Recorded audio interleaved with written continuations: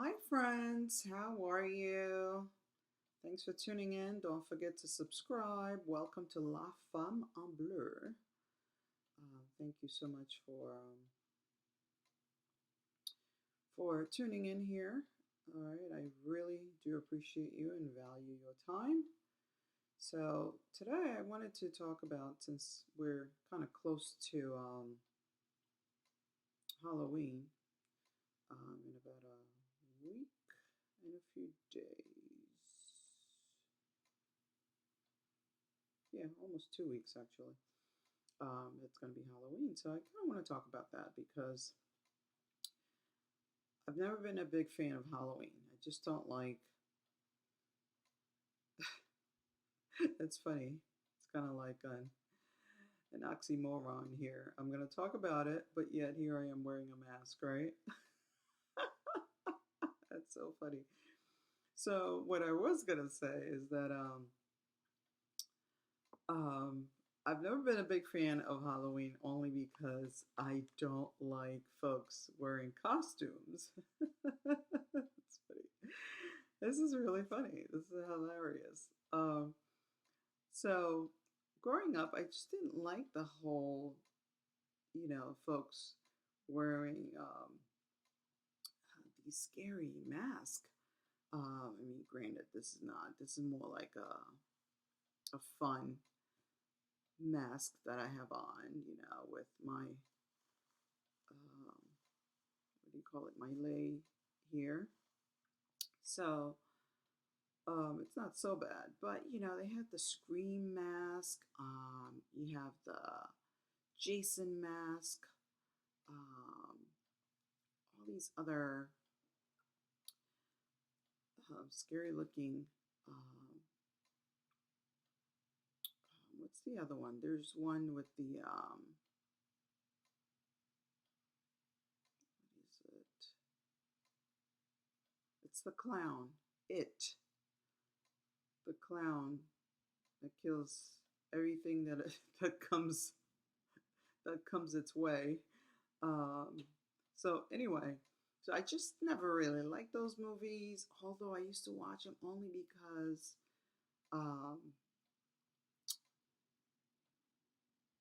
I never really liked to go to bed early. So I would sneak around and turn on the TV, and of course, what would be playing late at night? It would be all these scary movies, all these scary shows. But there was a part of me that didn't want to be frightened by them. So, of course, naturally, I would watch them. But then I would have nightmares. I mean, throughout the night, that's all I would see. I would have vision of all these characters. So, but that never really hindered me from watching them, to be honest. But my parents were never big fans of Halloween. I would I remember buying candy because I'm like, well, they're going to ring the doorbell, so we might as well leave some candy for them. And so I would buy some candy. I remember there were times where we would just give the kids coins because we didn't have any candy, because again, we didn't really celebrate Halloween. Um, but as I started getting older, I would create packets in front of the door. So I would leave a little basket with certain scriptures and a variety of candy in a bag, and I would just leave them in a basket so they would know not to ring the doorbell because we would turn off all the lights. And so I don't know if one person actually kind of took the entire basket or if they actually left some for other children. But either way, um, that was one of the ways that we kind of, um, I guess, prevented them from ringing the doorbell, frequently. So that was that. But anyway, life is interesting. So what? So when I was dating my husband, I'm going back. had talked about Halloween, and he wasn't a big fan of Halloween either. And giving my values at the time, and doing a little bit more research about Halloween, I said, you know what? I don't want to celebrate Halloween with my kids. I definitely want them to understand why. Um, and so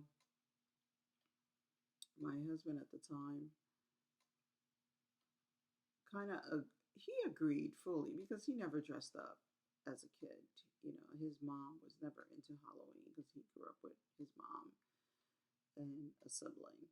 Um, so he was like, "Yeah, I don't want our kids to celebrate Halloween either." So I thought it was understood that we were in agreement, right? Well, let me tell you what happened. And I know I'm giving you bits and pieces of story here, of the story, of different stories, I want to say. So I'm giving you little chunks here and there. So it's like a puzzle. Life is a puzzle. So as you watch more videos, you'll kind of put the pieces together. Um, so when we did adopt the children, we decided, of course, we continued with our belief. We're not celebrating Halloween, but there was one year, I don't know if it was the first year or second year that we had the kids, I have no idea. I just remember how it all started, the lack of trust. I mean, there were things that led up to this point as well, but this was big for me because I felt that he violated my trust. And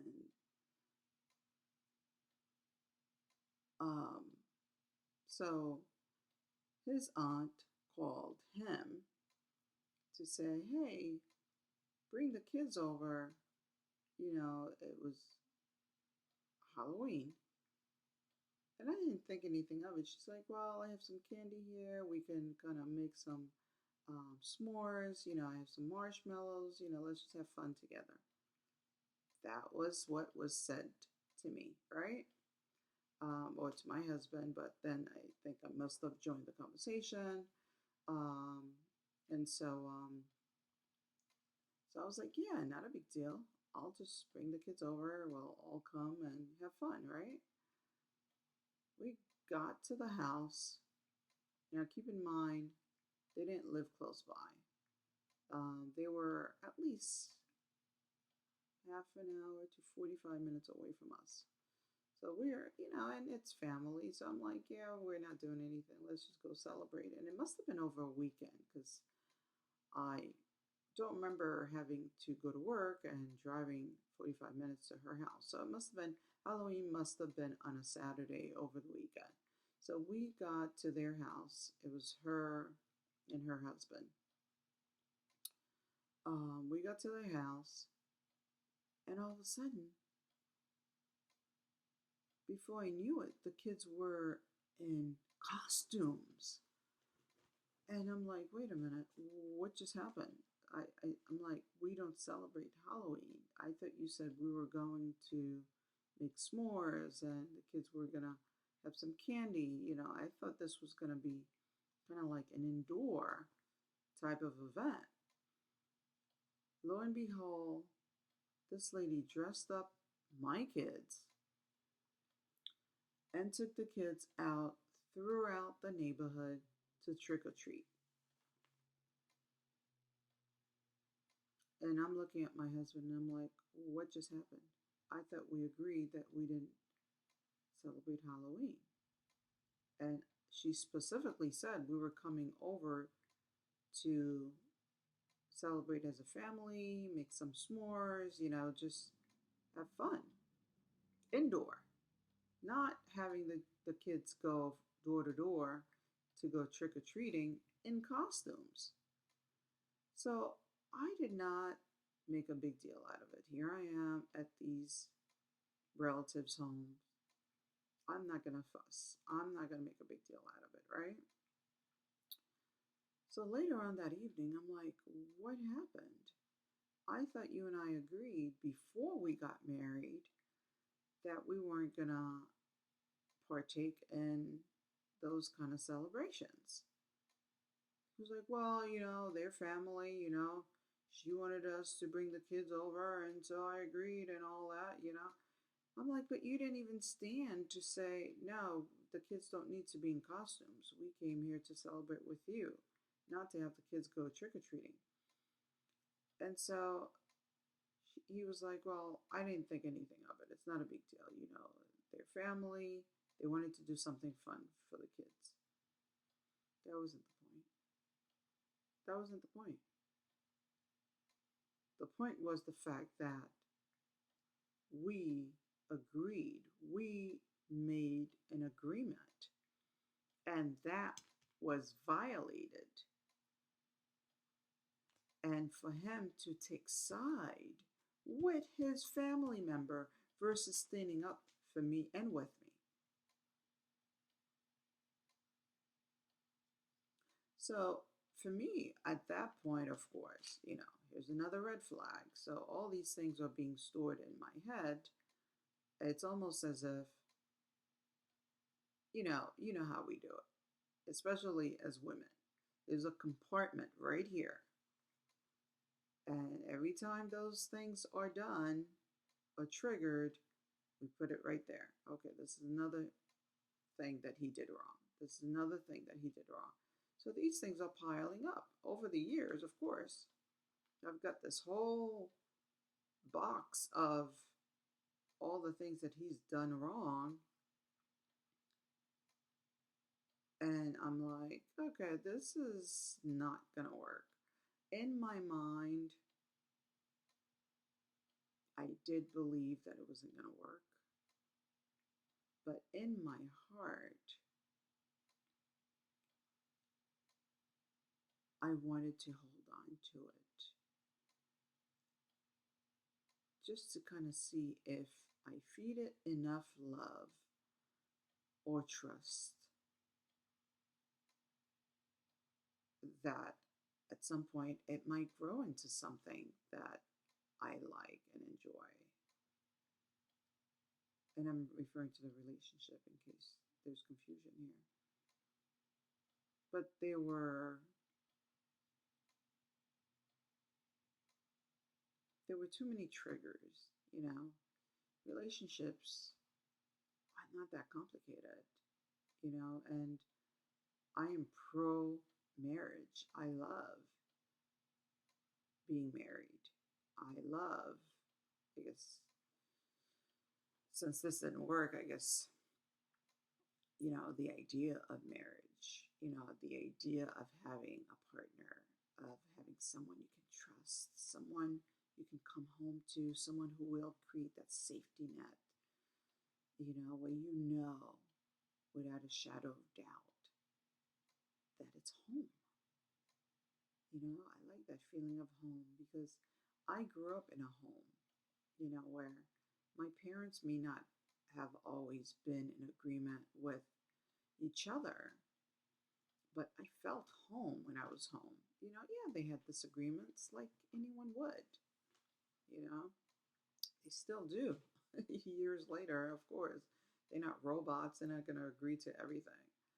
But I knew that once I stepped inside the house, it was home. There was that safety net. And I want that. I want to create that for me, for someone else who loves me. I do believe there's a husband out there for me. I want a husband. I want to come home to a man and love on him and for him to love on me, unconditionally and fully. I feel it and I'm believing for it. So I don't want to ramble on, but in the past few days, I've been having these dreams, and a lot of times when I have dreams, I don't necessarily remember them when I wake up. But I've been having these these dreams of this, some kind of a, I don't really see the person, but there's a shadow of a person, of a man in my dreams. And he seems so kind and nice. And, you know, like it's almost as if, you know, if I'm cold and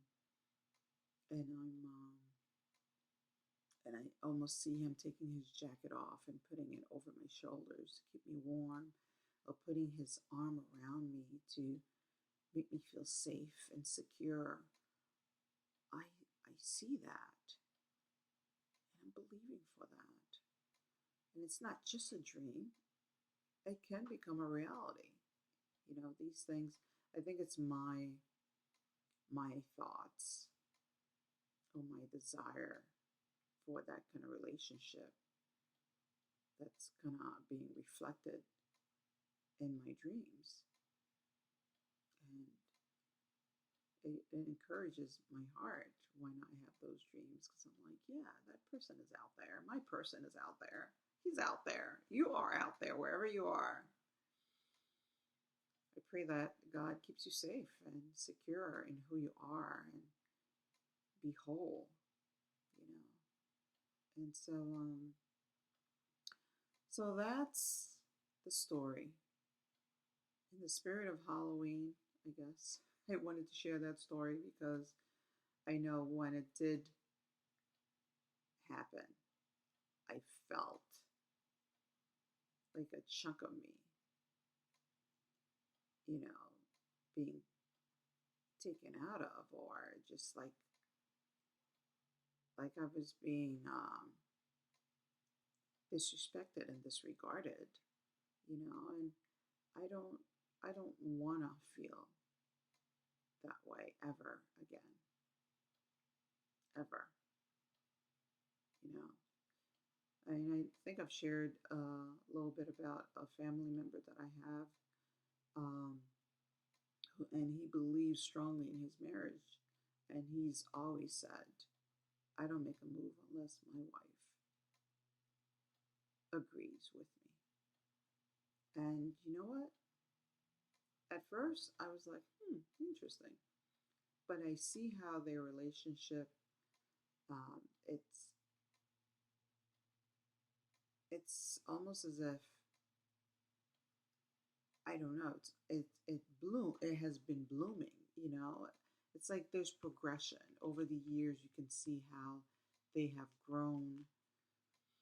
They respect each other. You know, they've grown as a family, as a couple, and they respect one another. They respect each other's thoughts and ideas. And I want that. I love that about their relationship. And it's not about submission, but more about respect for one another. And that's amazing. That's just amazing. And that's where my heart is. I desire that, and I'm believing for that. All right, friends.